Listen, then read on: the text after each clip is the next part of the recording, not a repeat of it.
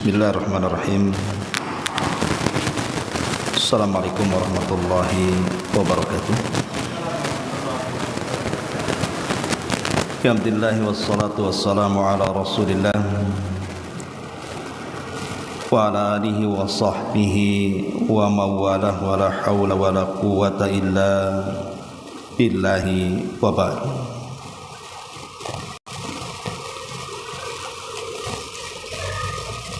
Baik, kita akan mengkaji di pagi ini satu ayat dalam surah Al-Ahqaf ayat 15. Allah Subhanahu wa taala berfirman,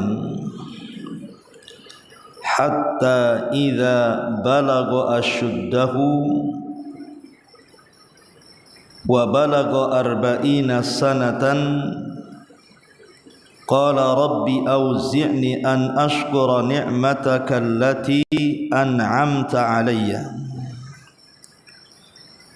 wa ala walidayya wa an a'mala salihan tardahu wa aslih li fi dhurriyyati inni tubtu ilaika wa inni minal muslimin. Allah Subhanahu wa taala berfirman, sehingga apabila dia telah dewasa dan umurnya mencapai 40 tahun, dia pun berdoa, ya Rabbku, tunjukilah aku untuk bisa mensyukuri nikmat yang telah Engkau berikan kepadaku, dan agar aku bisa berbuat baik kepada kedua orang tuaku, dan agar aku dapat beramal saleh dengan amal yang Kau ridhai. Berilah kebaikan kepadaku dengan memberi kebaikan kepada anak cucuku. Sesungguhnya aku bertobat kepadamu, dan sesungguhnya aku termasuk orang-orang yang berserah diri. Ayat ini memberikan peringatan kepada kita, khususnya kita semua yang usianya sudah 40 tahun ke atas, agar lebih berhati-hati dalam meraungi kehidupan dunia ini. Makanya Imam Al-Qurtubi rahimahullahu ta'ala berkata, Zakarallahu anna man balagha arba'ina faqad ana lahu an ya'lama miqdara ni'amillahi alaihi wa ala walidayhi wa yashkuraha. Kata Imam Qurtubi dalam memberikan catatan kepada surah Al-Ahqaf ayat 15 ini, Allah yang Maha Mulia menyebutkan bahwa seseorang yang telah mencapai usia 40 tahun sudah seharusnya menyadari betapa besar nikmat Allah atas dirinya dan kedua orang tuanya, serta berusaha untuk mensyukurinya. Bahkan Imam Malik rahimahullahu ta'ala berkata, adraktu ahlal ilmi bi biladina wa hum yatlubuna ad-dunya wa yukhalituna an-nasa hatta ya'tiya li ahadihim arba'una sanatan fa idza atat alaihim i'tazalun nasa. Kata Imam Malik rahimahullahu taala, aku mendapati para ahli ilmu di negeri kami, maksudnya kota Madinah, yang mencari dunia dan bergaul dengan orang-orang, tetapi ketika mereka mencapai usia 40 tahun mereka mulai menjauhkan diri dari manusia, untuk lebih mendekatkan diri kepada Allah Subhanahu wa taala. Lihat dari perkataan Imam Qurtubi dan Imam Malik ini, apabila di antara kita usianya sudah 40 tahun ke atas, maka harus lebih bisa mendekatkan diri kepada Allah lebih dekat dibandingkan sebelum usia itu sampai. Makanya ada beberapa hal yang dikerjakan dan ada beberapa hal yang dijauhi. Pertama, yang harus dikerjakan oleh orang yang sudah diberikan usia 40 tahun ke atas,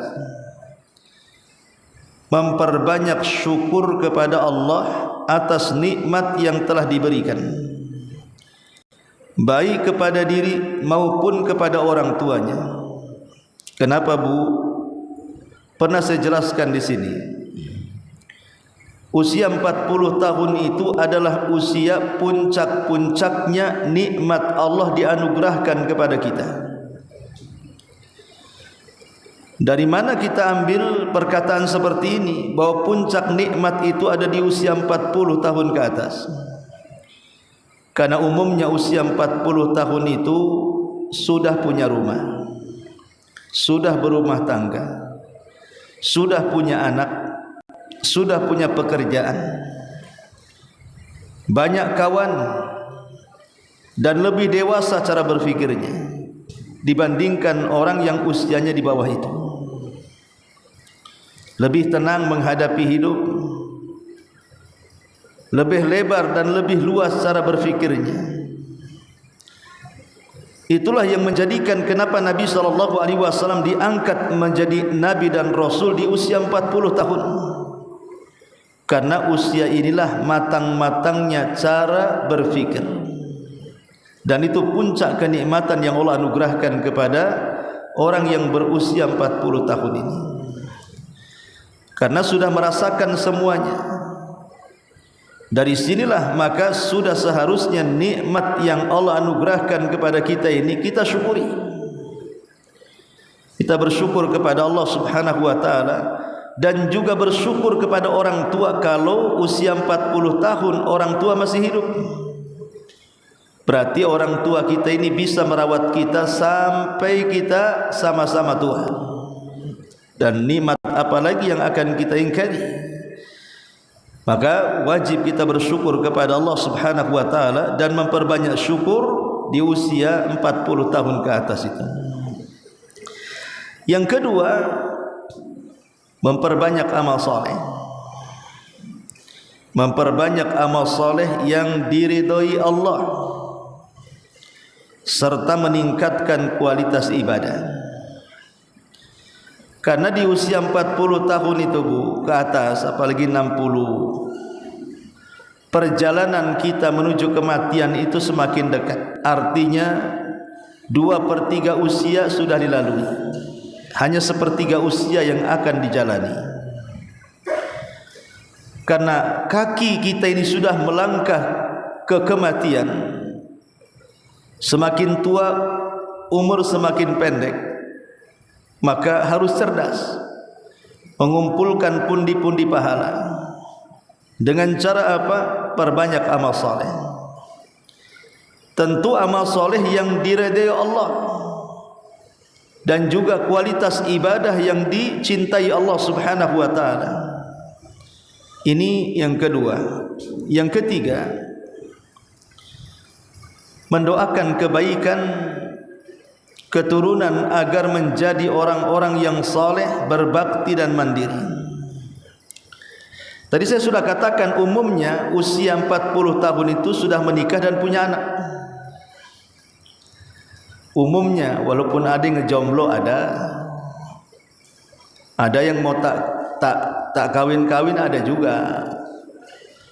Tapi saya bicara soal umum, Bu, ya. Umumnya manusia usia 40 tahun itu sudah menikah dan punya keturunan.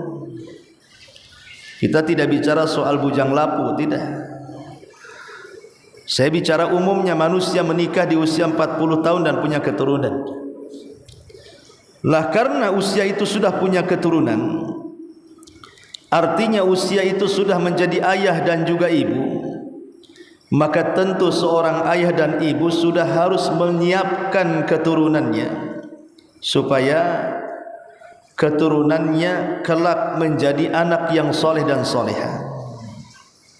Berdoa kepada Allah agar keturunannya itu kelak menjadi orang yang baik, orang yang bermanfaat baik di dunia ataupun akhirat, baik bangsa, negara, orang tua dan masyarakat. Karena bagaimanapun kebaikan anak itu akan bermanfaat bagi keselamatan orang tuanya. Ini yang ketiga. Yang keempat, memperbanyak taubat. Kalau sudah usia 40 tahun ke atas, perbanyak taubat. Sudah banyak dosa yang kita lakukan dari mulai kecil sampai usia 40 tahun itu. Maka sudah selayaknya usia-usia 40 tahun ke atas itu harus lebih bisa mengendalikan diri dari melakukan dosa. Jangan lebih jahat dibandingkan sebelumnya. Karena ada kata orang usia 40 tahun itu puber kedua. Pubernya orang tua. Kalau jadi jahat, jahat sekali. Kalau baik, baik sekali. Makanya usia-usia seperti itu harus memperbanyak taubat, karena sudah banyak kehidupan yang dilalui, sudah banyak dosa yang dilakukan. Maka yang keempat, perbanyak taubat dengan menyadari dosa-dosa yang telah lalu, tentunya dengan bertekad kuat untuk memperbaiki diri di masa depan. Yang kelima, berserah diri sepenuhnya kepada Allah. Berserah diri sepenuhnya kepada Allah agar meningkatkan tawakal dan keyakinan kepada Allah Azza wa Jalla. Artinya usia 40 tahun ke atas itu harus banyak tawakalnya, banyak menggantungkan kepada Allah. Jangan kalau ada masalah malah kemudian cari solusi kepada makhluk, curhat kepada makhluk, mengadu kepada makhluk, tidak akan menyelesaikan masalah. Maka usia-usia 40 tahun harus lebih dekat dengan Allah. Kalau ada masalah, maka adukan perkaranya kepada Allah. Ini yang kelima. Yang keenam, mengurangi ketergantungan pada dunia dan lebih fokus pada ibadah. Dari sini usia-usia 40-50 tahun ke atas harus lebih fokus kepada ibadah. Makanya kata Imam Ibn Hazm rahimahullahu ta'ala, dia mengatakan sudah selayaknya orang-orang yang sudah sepuh agar berdiam diri di masjid. Kenapa beliau mengatakan seperti itu? Karena masjid ini tempat yang aman bagi orang tua. Di masjid itulah dia berzikir, bisa salat, bisa berdoa, macam-macam ibadah bisa dilakukan di masjid. Karena ada orang-orang tua yang sering dikatakan di masyarakat itu tua-tua keladi, Bu. Makin tua jadi dia, jahatnya jadi, maksiatnya jadi, semua serba jadi. Makanya disebut tua-tua keladi itu mungkin ya. Kalau penafsiran yang lain saya tak tahu. Tapi yang jelas bahwa banyak orang tua itu bukan semakin sadar, malah semakin jadi. Terutama orang-orang yang sudah terfitnah dunia, sudah mulai kaya, sudah mulai terbentuk kekayaannya, merasa tidak puas, ingin semakin kaya, kaya, kaya dan begitu seterusnya. Akhirnya lupa sorga dan sama sekali tidak ingat akhirat. Yang dikejar hanya dunia, sementara akhirat ditinggalkannya. Ini yang ke-6. Yang ke-7, mengokohkan kesabaran dan juga hikmah, karena usia ini adalah masa kematangan akal dan kebijaksanaan. Artinya usia 40 tahun ke atas itu harus lebih sabar, Bu. Jangan suka marah-marah. Karena usia-usia seperti ini makin matang. Kalau marah-marah usia segini itu lebih bahaya, Bu. Kolesterol naik, darah tinggi naik, dekat dengan stroke. Biasanya kalau tuh marah-marah, Bu, lama-lama miring tuh mulutnya.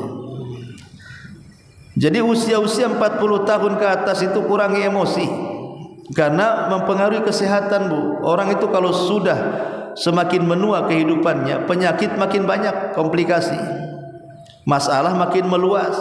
Kalau tidak dihadapi dengan kesabaran, wah bahaya, macam-macam penyakit bersarang di ibu. Jadi kokohkan kesabaran dan hikmah. Lebih sayang kepada orang lain, lebih ngemong kepada orang lain, lebih bijak saat memberikan putusan, dan begitu seterusnya.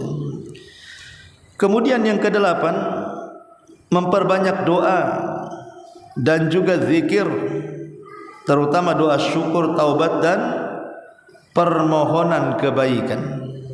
Berbanyak doa, terutama di waktu-waktu yang sangat mustajab. Berdoa kepada Allah untuk kebaikan diri sendiri dan keluarga. Berdoa kepada Allah agar Allah memasukkan kita ke surga. Berdoa kepada Allah agar kita istiqamah dalam ibadah. Berdoa kepada Allah agar seluruh orang-orang yang kita cintai diselamatkan Allah dunia dan akhirat. Pokoknya doa yang baik, doa yang mengantarkan kita ke dalam surga, bukan menjerumuskan kita ke neraka. Kemudian yang kesembilan, meninggalkan sifat-sifat buruk. Jadi usia-usia 40 tahun ke atas, Bu, kalau tidak bisa ditinggalkan sifat-sifat buruknya, maka akan sulit untuk dirubah.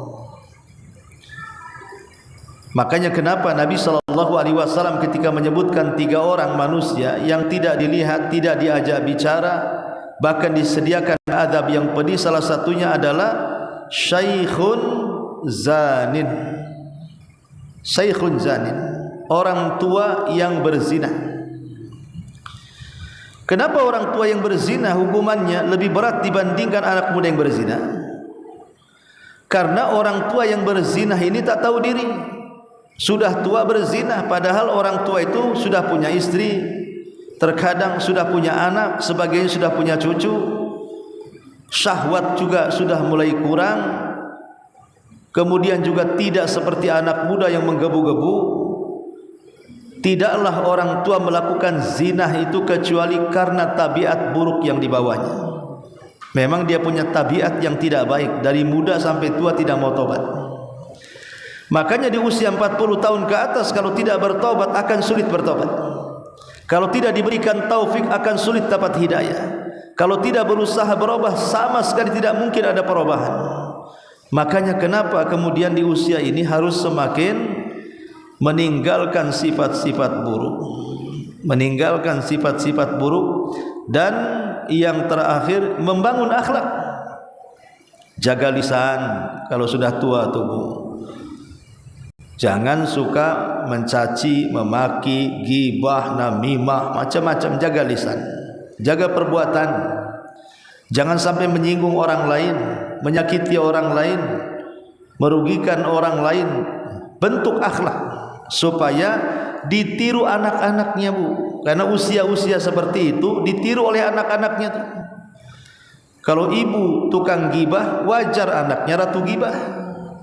Ibu tukang fitnah, anaknya ratu bully itu. Dan begitu seterusnya. Inilah 10 perkara yang harus ibu lakukan. Adapun 10 perkara yang harus ibu tinggalkan. Apa saja yang harus ibu tinggalkan di usia 40 tahun ke atas? Pertama,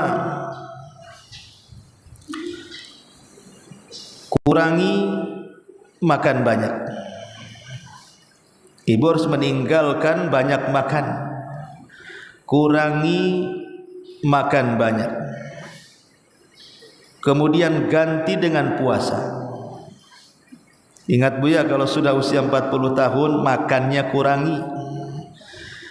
Karena kalau sudah makan banyak, sekali lagi apalagi makannya itu tidak disaring, yang menimbulkan macam-macam penyakit, makan ini gula naik, makan itu kolesterol naik, makan ini darah tinggi naik, makan ini stroke naik. Pokoknya harus kurang-kurang Bu, kalau usia 40 tahun itu harus jaga kesehatan.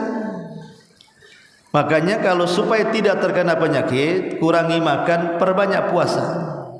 Ini yang pertama. Yang kedua, kurangi tidur Bu.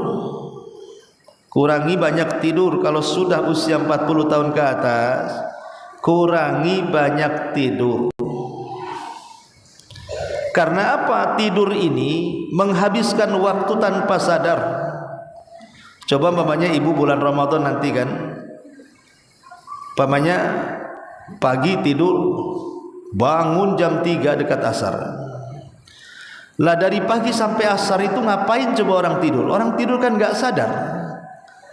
Kalau dia bangun mungkin dia bisalah baca satu ayat Quran, bisa baca doa, bisa baca zikir atau apa kan yang bermanfaat itu. Orang terjaga itu banyak manfaatnya. Tapi orang tidur apa manfaatnya? Maka kalau sudah tua itu kurangi banyak tidur. Tetapi cobalah dibiasakan bangun sepertiga malam akhir. Untuk apa? Ya qiyamul lail apalagi. Usia-usia segini itu sudah harus sedikitkan tidur di malam hari, bangun sepertiga malam tahajud. Ini yang kedua. Yang ketiga, kurangi bicara yang gak jelas Bu. Kurangi bicara yang gak jelas. Maksudnya kurangi ghibah, kurangi namimah, kurangi ngobrol. Pokoknya kurangi bicara lah. Bagaimanapun kalau sudah usia 40 tahun ke atas, itu kan udah pandai bicara Bu, karena pengalamannya ada banyak. Apalagi ibu-ibu yang memang tipikalnya cerewet gitu ya. Kalau di sini tidak ada lah, insya Allah nggak ada yang cerewet di sini. Cuma ember ada mungkin, gitu. Intinya bahwa kurangi bicara. Bicara itu seperlunya dan yang penting aja Bu. Kalau nggak penting itu nggak usah bicara lah. Karena kalau banyak bicara itu pasti banyak keplesetnya, pasti banyak dosanya nerakalah tempatnya jadinya. Makanya yang ketiga, cobalah kurangi bicara yang gak jelas. Apa gantinya? Banyak zikir dan istighfar. Kalau ibu sudah tidak bicara dengan orang kan mungkin gatal juga mau ngomong, ganti dengan zikir dan istighfar. Ini yang ketiga. Kemudian yang keempat, kurangi mewah-mewah. Kurangi mewah-mewah Bu. Karena ada di masyarakat itu usia-usia 40 tahun ke atas itu kadang-kadang lebih seram dibandingkan anak gadis 20 Bu. Emasnya itu dipakai semua Bu. Mulai dari kalungnya kayak rantai kapal tuh Bu, kalungkan, anting-antingnya, belum anting hidungnya, belum lagi tangannya, belum lagi kakinya. Jadi kalau seandainya ditimbang Bu, itu berat perhiasannya saja separuh berat badan ibu tuh. Karena dipakai semua. Belum lagi lipstiknya itu Bu, lebih terang daripada cat tembok. Belum lagi kemudian bedaknya, dan kadang-kadang usia 40 tahun ini ngeri. Ya. Ngeri sekali untuk memfitnah orang itu luar biasa. Genitnya dan begitu seterusnya luar biasa itu. Makanya kurangilah mewah-mewah itu. Lebih ke sederhana Bu. Daripada uang itu kemudian dibelikan tas yang mewah, sandal yang bagus, ini pokoknya lebih baik mulailah belajar sedekah Bu. Mulai banyak bersedekah. Karena itulah kata Nabi SAW, maluka ma akalta fa afnaita wa ma labista fa ablaita wa ma tasaddaqta fa abqaita. Hartamu, kata Rasul, apa yang kau makan habis, apa yang kau pakai usang, apa yang kau sedekahkan itulah yang mengalir ke kuburan. Ini yang keempat. Yang kelima, kurangi banyak bergaul Bu. Kalau sudah tua, kurangi kawan. Kurangi banyak bergaul. Kalaupun ibu harus cari teman yang baik, cari teman yang soleh, yang solehah, yang bisa diajak diskusi agama, yang bisa mengingatkan kita dari kelalaian kita. Jangan pula di usia 40 tahun ke atas tuh, wah pergaulannya kemana-mana. Pergaulannya kemana-mana, setiap hari pindah-pindah rumah dia. Main di sana, besok main di situ, besok main di sini, main di sana, main di sana. Suaminya sendiri aja di rumah, ibunya main di kawan-kawannya. Maka sebaiknya usia 40 tahun ke atas itu kurangi banyak berteman. Lalu gantinya apa? Muhasabah. Saya ini sudah 60 tahun, apakah amalan saya lebih banyak ataukah sedikit? Apakah dosa saya lebih banyak atau sedikit? Apakah istighfar saya kurang banyak atau masih sedikit? Banyak muhasabah. Ya, ini yang kelima. Kemudian yang keenam, kurangi mengeluh. Kurangi mengeluh. Jangan suka dikit-dikit ngeluh, dikit-dikit ngeluh. Ya. Karena usia-usia seperti ini tidak layak untuk mengeluh. Kalau ada masalah hadapi. Jangan suka mengeluh. Usia-usia 40 tahun itu jangan suka mengeluh. Lalu apa gantinya? Banyakin doa. Banyakin doa. Karena mengeluh ini Bu, itu akibatnya stres, marah-marah, sedih. Ini kan mengganggu ibadah namanya. Maka sekali lagi, jangan suka mengeluh. Hadapi masalah itu dengan akal sehat. Kemudian yang ketujuh, kurangi aktivitas duniawi. Kurangi aktivitas duniawi. Maksudnya jangan disibukkan dengan perkara dunia terus. Kayak sekarang ini bukan, saya pikir setiap orang sekarang pasti punya handphone kan Bu? Nggak mungkin tidak punya handphone. Ya. Ibu mungkin ada yang dua tuh handphonenya tuh. Yang satu terang-terangan, yang satu rahasia. Jadi kadang sekarang ini sibuk aja dengan dunia, dengan handphonenya, dengan Lazadanya, dengan Shopee-nya, itu ya, sibuk itu aja tuh. Tengok tas satu hari, beli kagak kan itu. Kan repot tuh, satu hari dihabiskan nengok saja, nengok ini, nengok itu.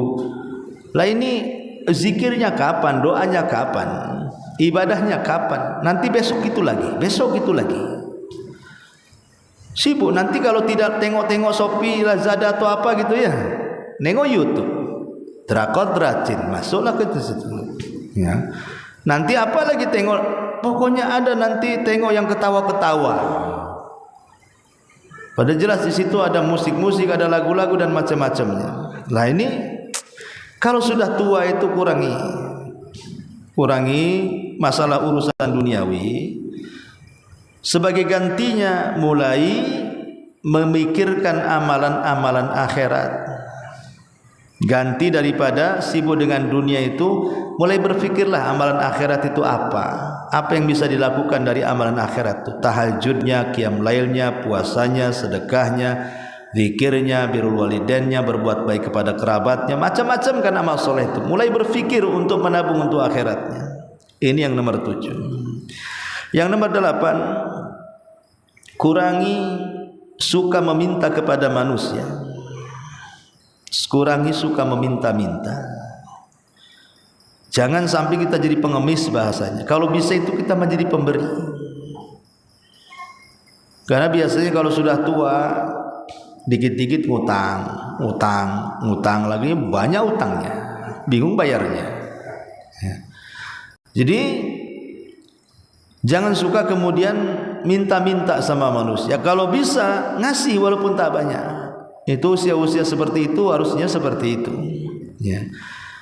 Kemudian juga yang selanjutnya, kurangi minta pertolongan kepada manusia. Kalau tadi meminta-minta harta, kurangi juga meminta tolong kepada manusia. Tapi mintalah pertolongan kepada Allah Subhanahu wa ta'ala. Dan yang terakhir, kurangi bergantung kepada manusia. bergantunglah kepada Allah Subhanahu wa ta'ala. Inilah 10 perkara Bu, ibu harus meninggalkannya. Karena bagaimanapun usia-usia seperti ibu 40 tahun ke atas kan itu kan harus sudah memperbanyak ibadah, kurangi maksiat. Lisannya harus memperbanyak zikir, kurangi ghibah. Hartanya harus lebih banyak sedekah dibandingkan menghambur-hamburkan ke urusan dunia. Itu sudah harus seperti itu. Ya, karena bagaimanapun kata Fudail ibn Iyad rahimahullahu taala mengatakan ahsin fima baki yughfar laka fima madha. Perbaikilah sisa hidupmu, kata beliau. Perbaiki sisa hidup. Sekarang ibu usianya berapa? 60, 70. Perbaiki sisa hidup ini. Sebagai hadiahnya yughfar laka fima madha. Maka perkara-perkara yang lampau dari dosa-dosa itu akan diampuni oleh Allah. Tapi kalau kita tidak memperbaiki sisa hidup kita, maka dosa-dosa yang lama akan digabungkan dengan dosa baru. Maksiat lama akan digabungkan dengan maksiat baru. Akhirnya apa? Harusnya tua meninggalkan pahala banyak saat meninggal dunia, malah membebani dirinya dengan dosa yang setumpuk di kepalanya. Sul khatimah. Ma'asyiral muslimat yang dimuliakan Allah Subhanahu wa taala, inilah di antara hal yang harus dipahami oleh orang yang usia 40 tahun ke atas, atau nasihat bagi orang yang memang usianya di atas 40 tahun. Ma'asyiral muslimat yang dimuliakan Allah Subhanahu wa taala, dijelaskan oleh Al-Imam Asy-Syaukani rahimahullahu taala ketika memberikan catatan kepada ayat ini. Beliau mengatakan hatta idza balagu asyuddahu qila balagha umrahu 18 sanatan wa qila ashaddu al-hulum. Qala Asy-Sya'bi wa Ibnu Zaid wa qala Al-Hasan huwa bulughul arba'in wal awwal aula liqaulihi wa balagha arba'ina sanatan fa inna hadha yufidu anna bulughal arba'ina huwa syai'un wara'a bulughi ashud. Qala al-mufassirun lam yab'atsillahu nabiyyan qattun illa ba'da arba'ina sanatan wa fi hadhihi al-ayati dalilun ala annahu yanbaghi liman balagha umrahu arba'ina sanatan an yastakthira min hadhihi da'awati. Kata Imam Asy-Syaukani saat memberikan catatan kepada ayat ini, maksudnya surah yang tadi kita baca Al-Ahqaf ayat 15, hingga apabila dia mencapai masa kuatnya asyuddah. Dikatakan bahwa maksudnya adalah usia 18 tahun. Ada juga yang mengatakan di masa baligh, sebagaimana disebutkan oleh Asy-Sya'bi dan Ibnu Zaid. Hasan Al-Basri menyebutkan bahwa masa kuat adalah ketika mencapai usia 40 tahun. Pendapat pertama ini lebih kuat karena firman Allah dan umurnya mencapai 40 tahun menunjukkan bahwa usia 40 tahun adalah sesuatu yang datang setelah masa kuat tersebut. Para ahli tafsir mengatakan bahwa Allah tidak pernah mengutus seorang nabi kecuali setelah mereka mencapai 40 tahun. Ayat ini juga menjadi dalil bahwa sesiapa saja yang telah mencapai usia 40 tahun dianjurkan untuk banyak membaca doa-doa yang disebutkan dalam ayat ini. Jadi kalau ibu merasa usianya 40 tahun, ingat surah Al-Ahqaf 15 ini Bu, sebagai pengingatnya. Kalau bisa Bu, ayat ini ibu tulis, buat kaligrafi, taruh di dinding itu ya. Nanti tengok ayat itu baca, ingat usia. Ayat itu baca, ingat usia, kan itu. Herannya di masyarakat, ada orang yang usianya itu sudah 50 tahun, bahkan sampai 60 tahun Bu ya. Saat datang tahun baru, artinya kan bertambah umurnya tuh Bu, itu bahagia banget tuh Bu. Saking bahagianya dirayakan.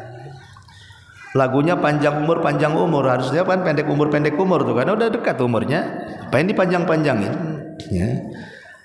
Lah harusnya usia bertambah itu makin sedih, bukan makin senang, bukan dirayakan.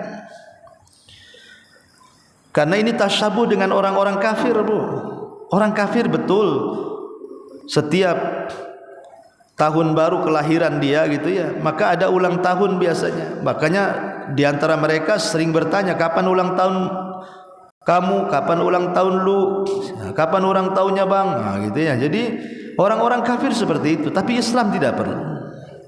Justru kalau seandainya bertambah usia dalam Islam itu disuruh muhasabah, disuruh introspeksi diri, disuruh mengacak bahasa kitanya kan, apakah yang lalu dari usia itu ada manfaat tidak bagi kehidupannya. Karena waktu itu hanya dibagi 3, Bu. Waktu dalam perjalanan hidup saya, ibu atau siapapun itu hanya dibagi 3. Waktu lampau, waktu yang akan datang, dan waktu sekarang. Adapun waktu yang lampau mustahil kembali, karena yang lampau itu sudah pergi dan tidak akan pernah kembali. Waktu yang akan datang belum tentu kita hadapi. Boleh jadi belum kita amalkan, kita sudah mati sebelum cita-citanya tergapai. Contoh Nabi berjanji kepada para sahabatnya, nanti tahun depan kita akan puasa tanggal 9 Muharram, karena tanggal 10-nya menyerupai orang Yahudi. Kata Rasul, baik kalau begitu, supaya tidak menyamakan puasa kita dengan Yahudi, kita puasa jugalah tanggal 9-nya. Belum lagi puasa tanggal 9, Nabi sudah meninggal. Artinya apa? Masa depan itu belum tentu. Ini Nabi loh ya, dia bercita-cita tahun depan ingin puasa tanggal 9 Muharram, tapi belum sampai ke tanggal 9 Muharram dia meninggal dia. Jadi masa depan itu tidak bisa diprediksi. Susah apakah kita sampai ke masa itu atau tidak. Kayak sekarang ini, tak lagi Ramadan. Apakah kita yakin kita akan sampai Ramadan? Belum tentu. Yang masa yang akan datang itu tidak ada yang tahu. Itu sebuah kegaiban dari Allah Subhanahu wa taala kepada kita. Sehingga yang memungkinkan itu masa sekarang yang kita lalui, Bu. Itu jelas mungkin kita sedang berada di dalamnya. Lah masa sekarang yang kita lalui itulah perbaiki diri. Seandainya kita tidak bisa mencapai masa depan, tapi minimalnya kita bisa menghapus dosa masa lalu, sehingga sisa yang ada ini lebih baik daripada sebelumnya, tentunya untuk menghadapi masa yang akan datang setelah kematian. Inilah diantara nasihat yang disebutkan para ulama tentang nasihat orang-orang yang usia 40 tahun ke atas. Ini menjelang Ramadan harus lebih banyak untuk mendekatkan diri kepada Allah. Anggap saja bulan ini sebagai muqaddimah masuknya Ramadan. Perbanyak puasa, perbanyak sedekah, perbanyak minta maaf, dan begitu seterusnya, sehingga ketika masuk Ramadan kita lebih mampu lagi untuk menghadapi Ramadan. Dan seperti Nabi SAW katakan, masuk di bulan Ramadan, keluar ada jaminan masuk surga. Wallahu a'lam bishawab. Baik, sebelum saya tutup, kalau ingin bertanya silahkan. Ada pertanyaan, Ustaz? Iya. Apakah kewajiban nafkah dari suami gugur karena istri yang tidak atau merepati sama suaminya? Apakah kewajiban nafkah dari suami gugur karena istri tidak patuh sama suami? Iya, alhamdulillah. Apakah seorang suami tidak perlu memberikan nafkah kepada istri kalau istri ini tidak menurut? Ya. Kalau istri tidak menurut kepada suami dalam hal-hal yang wajib dia lakukan. Contoh umpamanya suami pengen berhubungan, ibu ngeles, tak mau, capek, ini besoknya gitu lagi, itu besoknya gitu lagi, kesel suami. Padahal hubungan suami istri lah tujuan dalam rumah tangga, maka suami boleh menghentikan nafkahnya. Atau istri ini tidak menurut perintah, jangan ke timur malah ke timur, jangan ke barat malah ke barat, disuruh ke timur malah ke barat, disuruh ke barat malah ke timur. Ini istri apa ini? Kalau sudah nggak satu perahu turun aja lah. Jadi Kalau istri tidak nurut dengan bahasa suami, padahal perintahnya perintah yang ma'ruf, pamannya istrinya tidak sholat, masuk neraka kau nanti, tak sholat, ya. Sana ngaji, tak mau ngaji. Datang bulan Ramadan, tetangga puasa, kenapa kau makan? Malah tak puasa. Jadi kalau perkara-perkara wajib diperintahkan suami, kau tidak nurut, ya nggak apa-apa, suami jangan ngasih nafkah. Atau istrinya punya akhlak yang buruk, akhlaknya buruk sekali, suka bersih tegang, bermasalah dengan tetangga, ucapannya seperti cabai, pedas dan begitu seterusnya, Bu ya. Nah, ini orang-orang akhlak buruk. Suaminya nasihati tak mau dinasihati, dikandani-ngandani. Nah, orang kayak gini nih, istri yang buruk akhlaknya nggak perlu dikasih nafkah sampai dia berubah. Jadi boleh seorang suami menghentikan nafkah sementara kalau istri tak patuh pada masalah apa? Masalah-masalah kewajiban ataupun kemaksiatan. Disuruh melaksanakan wajib tak mau, disuruh meninggalkan maksiat malah maksiat. Ya, jadi yang ini dibolehkan. Wallahu a'lam. Baik, subhanakallahumma bihamdika asyhadu an la ilaha illa anta astaghfiruka wa atubu ilaik. Allahu ta'ala alam. Assalamualaikum warahmatullahi wabarakatuh.